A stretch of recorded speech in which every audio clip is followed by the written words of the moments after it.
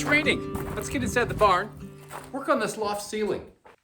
Blue pine shiplap, number 4. And that 4, here, let me shut this door. I would love to have these doors wide open to let this light in.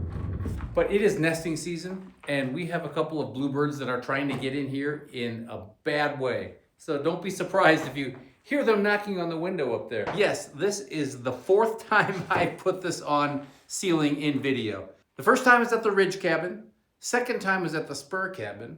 Third time was at the Spur Kitchen. And now the barn loft. Which, by the way, I've decided. The barn loft is going to be my office. I know several of you have been asking over the last several months what we're going to use it for. That's what it's going to be. It's going to be my office. So shiplap, you see the profile of shiplap, not to be confused with tongue and groove. That nets out about 6.5 inches of coverage. So I have 44 pieces right here. And if my math is correct, I don't think I'll have any left over. The funny thing about this blue pine stuff, I think it looks better than regular pine, so does Karen. That's why we keep using it over and over again for our ceilings. And it's actually cheaper than regular pine. A regular pine 1x8 is about 30% more expensive than this is. And that's without the grooves, without the shiplap. Go figure. So these are 8-footers right here. The length of the loft upstairs is just shy of 16 feet. I already mapped out how these things are going to be laid out. Here it is. Okay, I'm going to have my seams stagger. So the first one I'll do is 91 3/4 of an inch.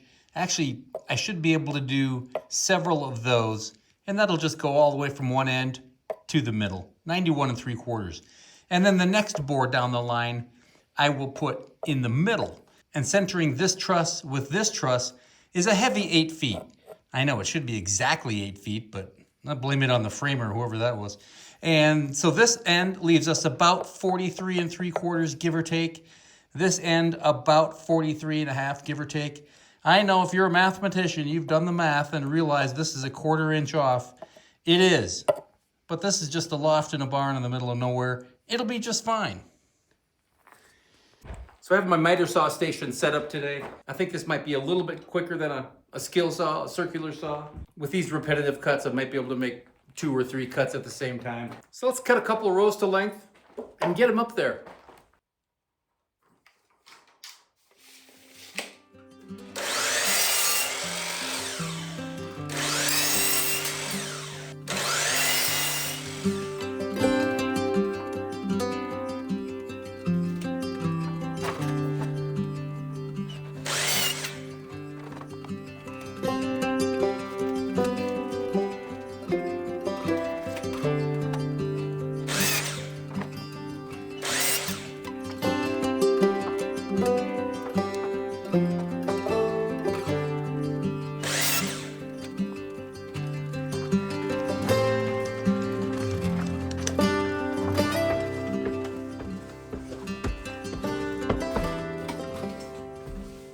Okay, let's start with the long piece. Just divide it right in the middle.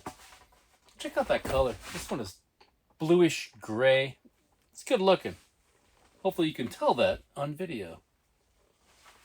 So this one will go up top, one end to the middle. I'm going to use 2.5 inch 15 gauge finish nails. This will be more than enough. Thought about 2 inch, but you know, what's an extra 1/2 inch? I said this before. I really like this finish nailer, and there's a link to it in the video description if you're interested. So in the past, I've had a couple of people ask me in videos why I lap them the way I do. I don't know if it makes a big difference in here where there's no rain. Obviously, if you use this as a siding of sort, you would want it to lap and shingle down so that rain wouldn't get into the groove. I'm kind of using the opposite logic. I figure if heat comes up this vault, I don't want it to just escape through the cracks. So I'm actually going to put my lap on the bottom, if that makes sense. Like I said, I don't know if it makes a big difference, but that's my logic. Flawed? I don't know. What do you think? How would you do it? Okay, well, since you're here, you're going to have to do it my way.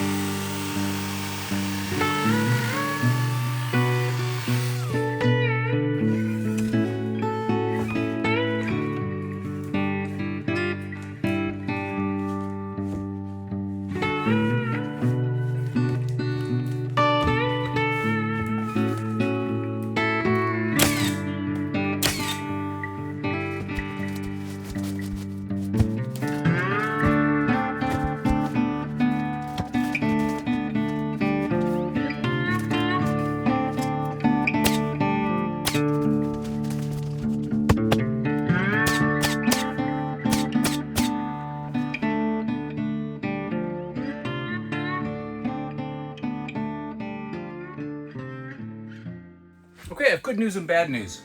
The good news is this board's cut around the light. Looks good. The bad news is, yeah, look at that. What the heck? I have a 1/2 inch gap between these two boards. I don't know whether to blame the measurer or the cutter. But since I'm so scarce with these boards, I left it. I'm just going to cut a little 1/2 inch piece and glue it up there. And it will be fine, I promise. Nothing bad will happen. So don't you worry.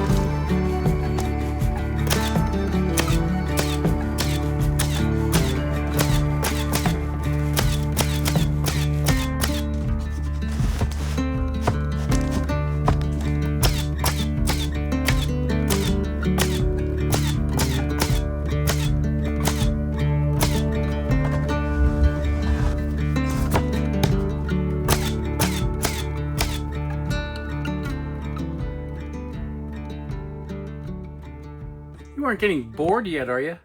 I get bored. Oh, Lordy.